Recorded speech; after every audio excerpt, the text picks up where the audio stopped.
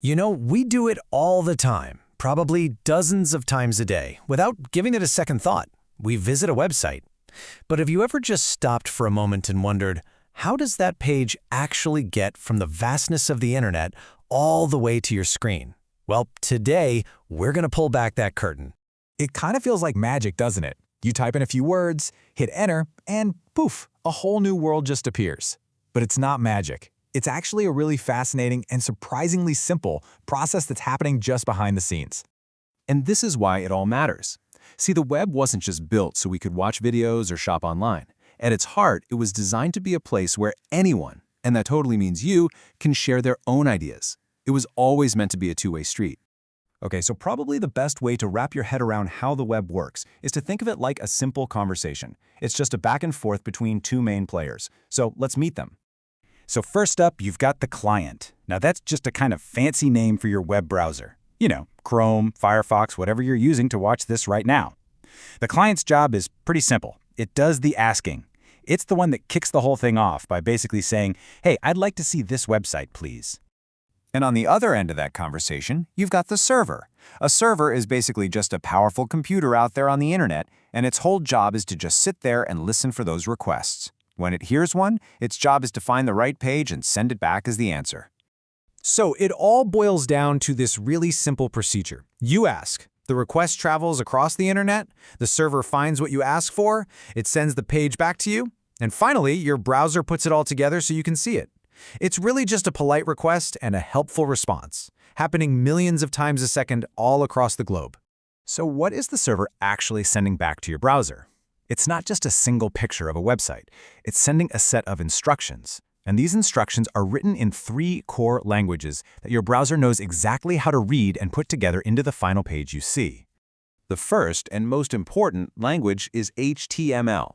You can think of HTML as the skeleton of the website.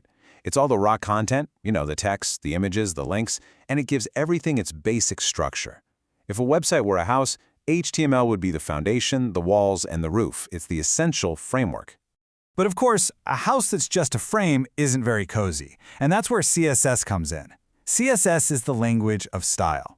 It's what tells the browser what colors to use, what fonts to pick, and how to arrange everything on the page. It's the paint on the walls, the furniture, the decor. It's what gives a website its whole look and feel. And finally, we have JavaScript. This is the language of action, of interactivity. So if HTML is the frame of the house and CSS is the design, then JavaScript is the electricity and the plumbing. It's what lets you click on buttons, play videos, and submit forms. It's what turns that static house into a living, breathing, interactive home. And when you bring all 3 of these languages together, that's when you can go beyond just simple static pages. You can start to create websites that feel smart, websites that can respond to you in real time. Think about this for a second. When you're signing up for something and you type in a username and it instantly tells you if it's taken, that's these languages working together perfectly. Your JavaScript starts a tiny new conversation in the background. It quietly asks the server, hey, is this username available? The server checks and sends back a quick yep or nope, and your page updates instantly without you ever having to hit refresh. That's the power of a dynamic website right there. So, we've seen that the web is really just a conversation between your browser and a server, spoken in the languages of HTML, CSS, and JavaScript.